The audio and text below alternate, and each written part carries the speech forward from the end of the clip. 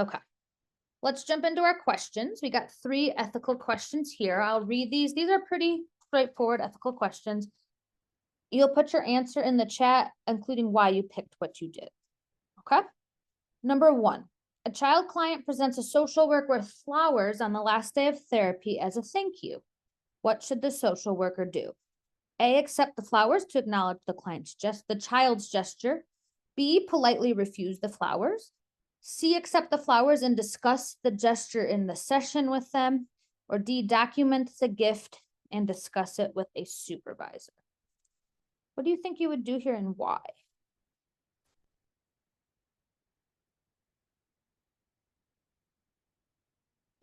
So here, this is where people get very polarized on gift giving. Remember, the code of ethics on gift giving says you have to just always determine, make it a little bit bigger. You always have to determine what is the value of taking it, or what is the value if you reject a gift too, like what purpose does that have as well?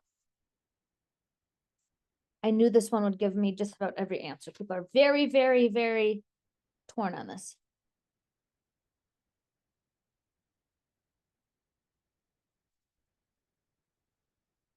I think there are some very close questions to this on some practice exams too.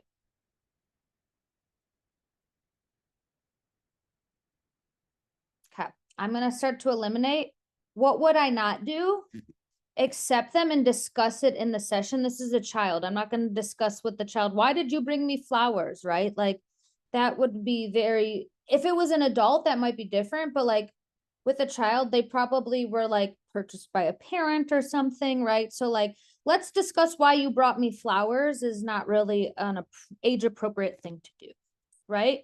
So you got to think of here, what's the risk of taking it and what's the risk of not taking it? Key things here, it's a child. And did anyone pick up on this is the last day? So this is a termination session.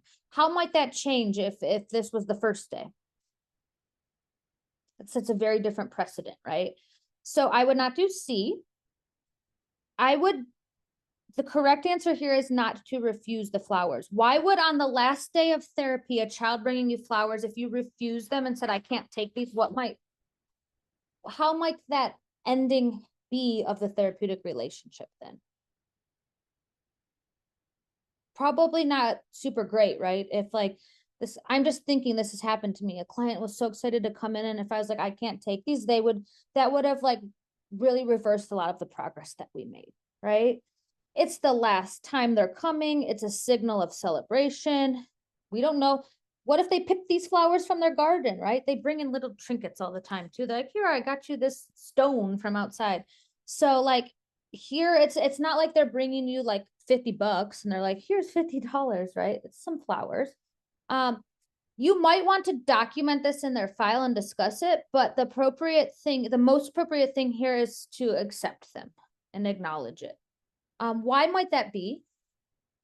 Because it's a child and it's the last day.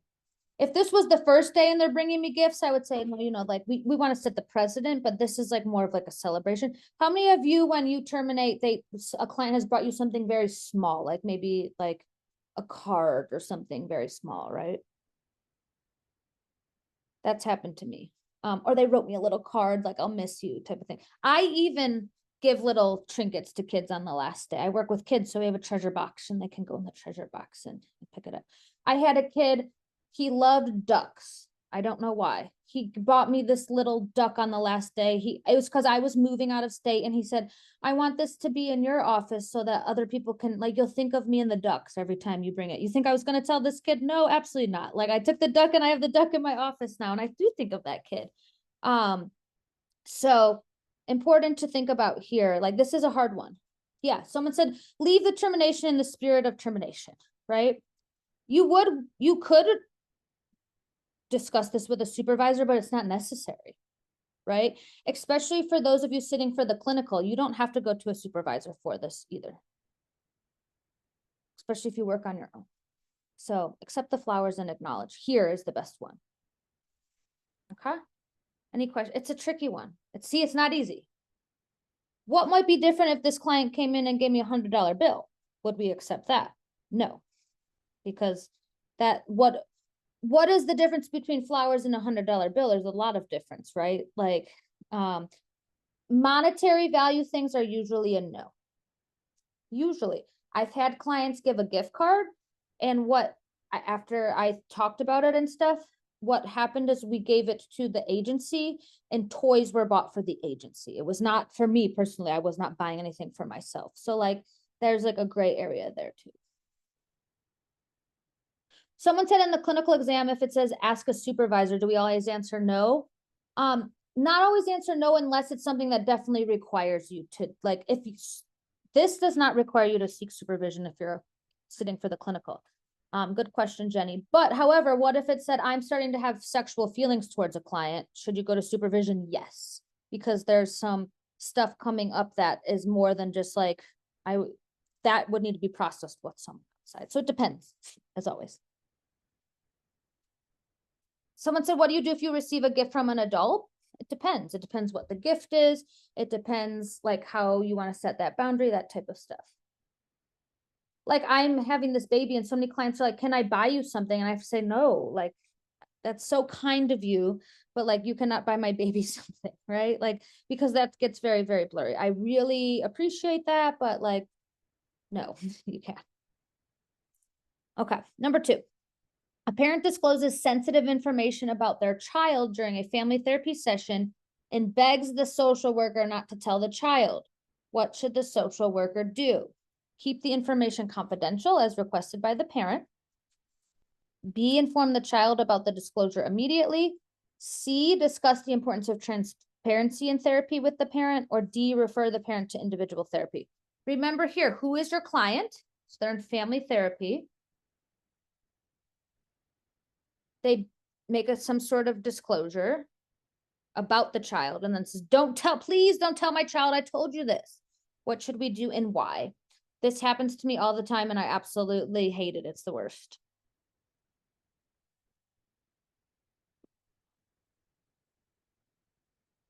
How many times do clients want us to be the secret keeper for them? You be my secret keeper, right? And it's like, there's a time and a place if you're my individual client, but when it's family therapy, that's very different.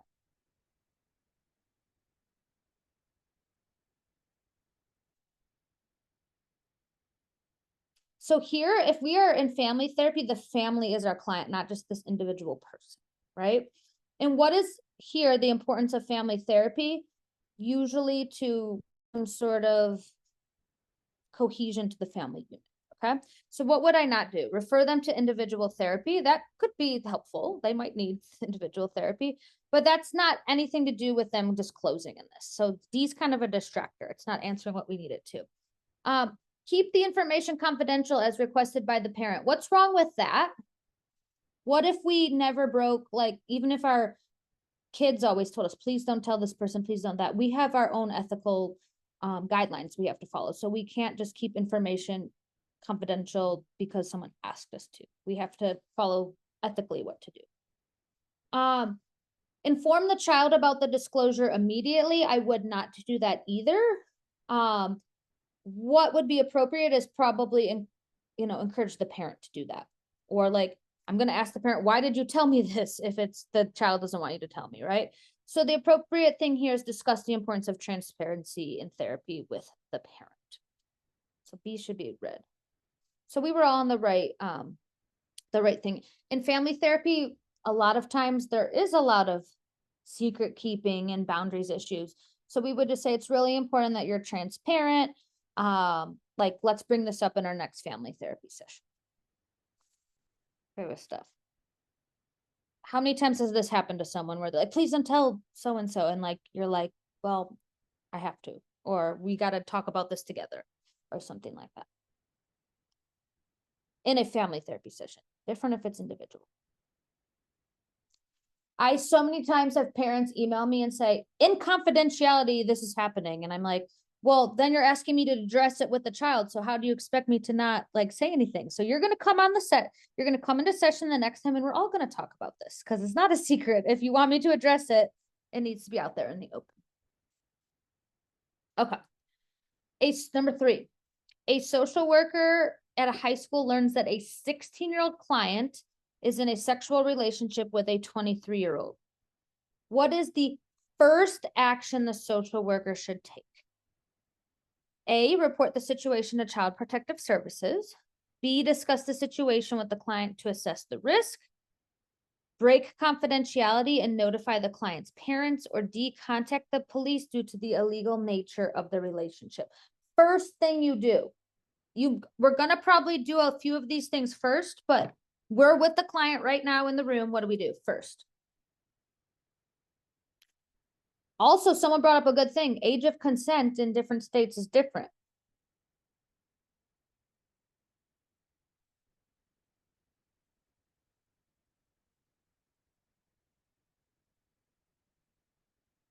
This one is really, really tricky. This one, it's like brings up a lot of feelings in all of us too, because we're like, obviously we want to protect the 16-year-old, but it depends what state you're in. There's a lot of things here. So 16-year-old, some 16-year-olds can consent to treatment on their own. Sexual relationship with a 23-year-old. Also, when it says sexual relationship, we don't know the extent to what that means, right? Like this could mean a lot of things. See, someone saying in Ohio, this is allowed, right? It depends on what state you're in. And sexual relationship can mean so many different things, right? Could mean sexual intercourse. It could be even trafficking. Like it depends, like, right? Like what is going on here? So what do? First means you have to have a starting point. I am not going to jump into calling the police yet. Due to the illegal nature of the relationship, I don't know if it's illegal. It depends on the state. So D is out. That's too extreme.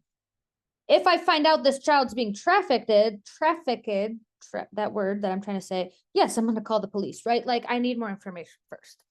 I'm not going to jump to breaking confidentiality and notifying the client's parents. I need more information and I need to consult with what my state to state guidelines are, right? So I'm not going to do that yet. So now we're between, do I report to CPS or do I discuss the situation with the client to assess the risk? We need more information first, right? And then if necessary, we are reporting to CPS. We might be breaking confidentiality. We might be contacting the police, right? How many of you were just like immediately like, I'm going to report this. This is gross, right? That's like our gut feeling that comes up. That was me. I'm like, oh my gosh, this is so inappropriate. Got to take a step back, not let those personal feelings come up. And like, we need to figure out what's going on more. And it says we've learned that they're in a sexual relationship. How did we learn this? Is this coming directly from the client? Is it a disclosure, right? It does not say that they have told us anything. We need more information. Sometimes you might have someone say, this has happened. I have a friend who's engaged with a 23-year-old. Do I have any proof of that yet? No, I need to collect more information.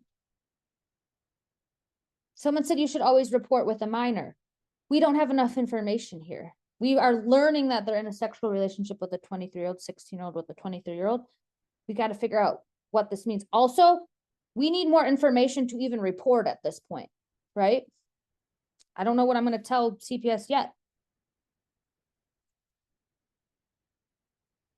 Any questions on that one? We might not have enough information here to even call CPS, right? Like, what if this is hearsay? This is where it gets really tricky. I've had some clients say, my friend is in a situation with this, and I'm like, I don't have any information to even, I don't even know this person's name, right? Like, I don't have enough information to even call. So, like, there might be other things that you have to do too. We got to gather more information first. If it's appropriate, contact Child Protective Services. If it's appropriate, contact the police if it's appropriate. And safety is in danger, but we do not just disclose to parents that they're sexually active unless we think that it's a danger to self or others. Any questions on that one? It's not easy. And I give rationales at the end. So why is B the best one? We have to understand the nature, the client's perspective, any potential harm. So here we are still protecting clients' autonomy. And then from there, we're deciding what do we do next? Do we report? Like, what is this level of safety concern? Oh, and CPS, anytime it's a minor, you can report. It doesn't have to necessarily be parents. If it's a danger to the client, yes, you can disclose to parent. So like, if it's risky sexual behavior that's causing harm, you can absolutely break confidentiality. Client's going to be very pissed at you and probably never want to come back, but sometimes you have to do that because that's what's ethically appropriate. I've had to do that sometimes. Like, I'm so sorry, I have to break confidentiality. I know you're going to be upset with me, but this is what I have to do to keep my license. Any questions on that one? That one's tricky. Now, how would this change if this was a 12-year-old and a 20-year-old? That's an like, yes, I'm gonna report, right? Like 16's where it gets like state by state a little bit different. So do you see how like age really does matter? Yeah. So things to think about.